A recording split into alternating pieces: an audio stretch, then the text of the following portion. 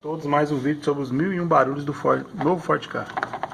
Barulho número 1 no motor, ou na caixa do motor. Essa peça aqui, da entrada de ar, admissão de ar do veículo, com a trepidação do veículo. Esse motor trepida demais. Olha o barulho, completamente solto. Barulho número 2. Trava do suspiro do motor, do óleo do motor, dos gases do óleo do motor. Completamente solto. Barulho número 3.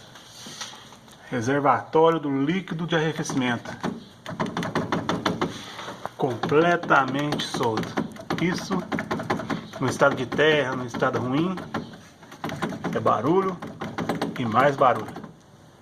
Muito obrigado, Ford. Eu gostaria novamente agradecer o setor de engenharia da Ford por mais esses 3 barulhos.